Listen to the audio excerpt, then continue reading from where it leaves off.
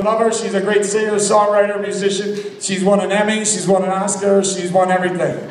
She comes to us from, she does the stand-up club in New York City, or the New York Comedy Club. Give it up for Erin Harkes, everybody.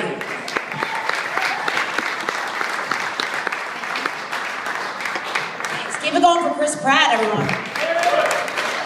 No, not every comedy show host does 5 separate sets, but Chris really, he went for it. It's good. Good stuff. Yeah, congrats on that. It's summertime. I got to finally go to the pool at my new apartment today, and there were other women out there sunbathing and swimming, and there were some larger women, and I was like, you know what? Good job, ladies. You know, be proud of yourselves. You know, just be confident in your own skin, and keep it up, because you're making me look awesome. I can't make fun. Anyway, my name is Erin. I can't tell you what a relief it is to be able to say that and not follow it up with it. I'm an alcoholic. This isn't that room, right? Yet? No?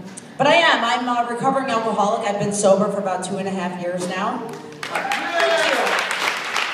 Thanks. You know, I tell a room full of strangers and I get a round of applause. I tell a man on a first date and I get a, I'm like, oh, are you worried that you're going to have to be charming? The joke's on them, though, because I'm really easy. It's never the alcohol. They say that when you start drinking heavily, that delayed, how drunk are you? I just got that! He's going to be clapping here at 1 a.m. Give it up for that guy, everybody. Thank you.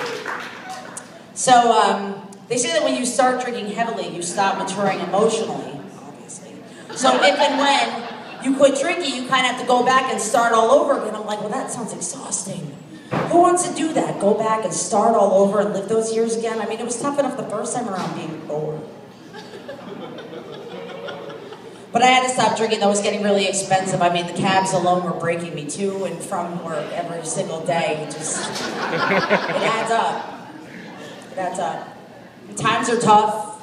The economy sucks. We're talking about it all the time, you know. Everyone's broke. You're broke. I'm not broke. I'm doing great. Because I'm a whore. As Chris said, I'm also a musician. I'll pretty much play anywhere that you'll pay me. I got $100 one time for singing the national anthem at the opening of a refurbished Walmart. You have integrity? Fuck your integrity. I have boots and shoes and they cost money and you cannot buy them with integrity. So.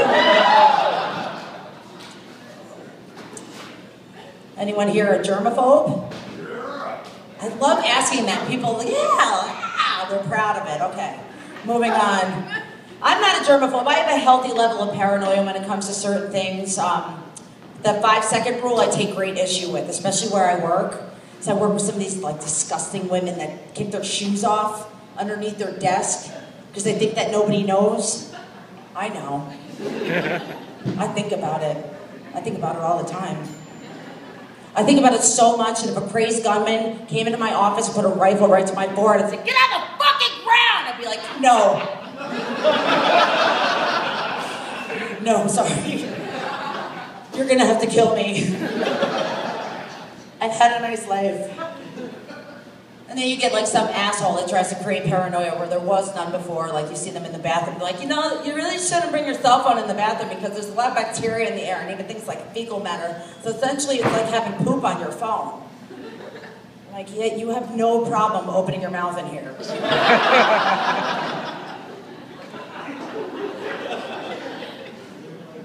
So, everybody here on the Facebook? Liars! Who here's on fucking Facebook? You don't have to be proud of it, but you're all on it. I like to get all of my news and information from it. My one friend let everybody know that she was pregnant by putting up a picture of her pregnancy test on Facebook. To you, that's a baby. To me, that's a stick that you peed on. And don't get me wrong, I have like tons of pictures of things that I peed on, but I don't put them on Facebook. That's disgusting.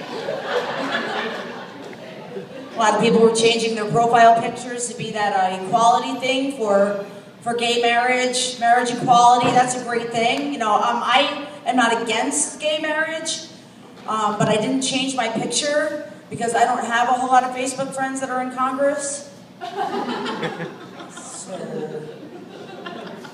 Also, a lot of my friends on Facebook are runners, like big, long distance running all the day with the maps and everything like that. It's bullshit.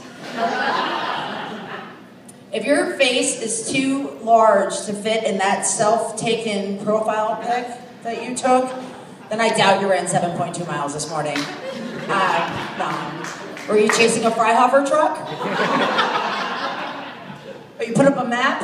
Proof. No, I'm not buying it. And then the second place for the biggest bullshitters on Facebook are the stay-at-home moms.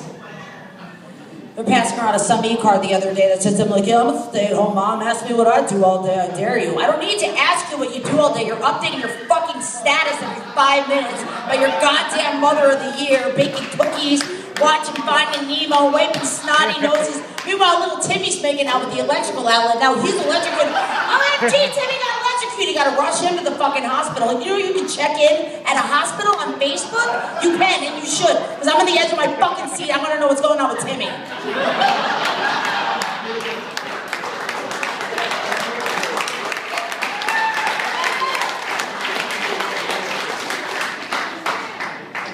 FML, Timmy got electrocuted. OMG, what's going on? Timmy gave us quite a scare. Now we're home watching Finding Nemo and eating cupcakes. SMH.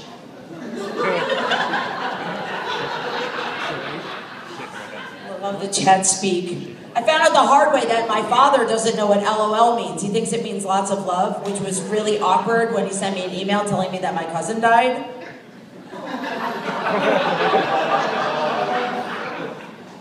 That's a true story. I dated a guy that had a teenage daughter.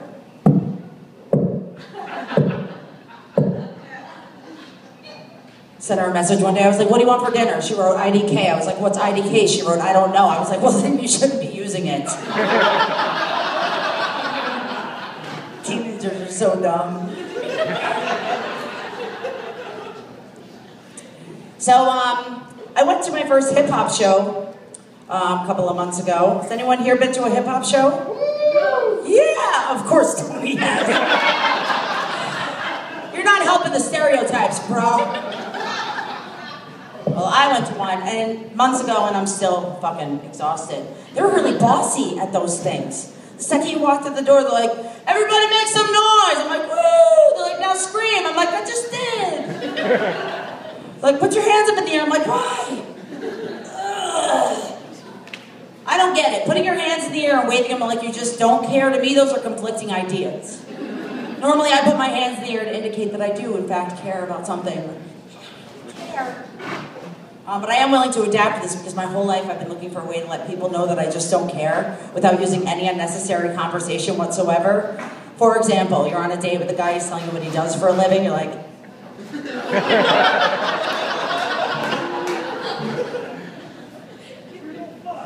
Your boss is like, that deadline's Friday. Like...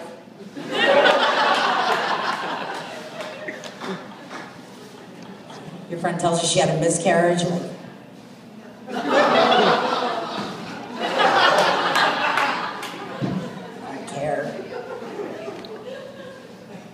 So, I've been seeing this guy for a few weeks now, and it's going really good. It's at that, like, awkward stage where not enough time has passed where it's okay to start calling him honey or baby, but way too much time has passed to ask him what his name is again.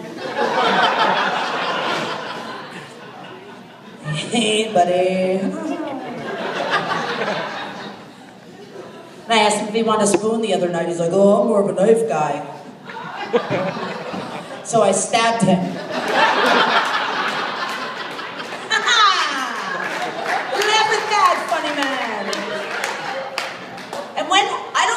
Precious can be used as a compliment. I'm sorry, the only thing I associate precious with is Lord of the Rings, Silence of the Lambs, and fat black chicks. Don't call me precious.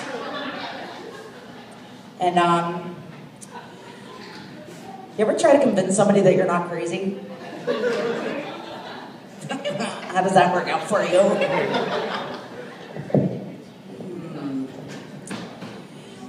Hey Mike, it's me.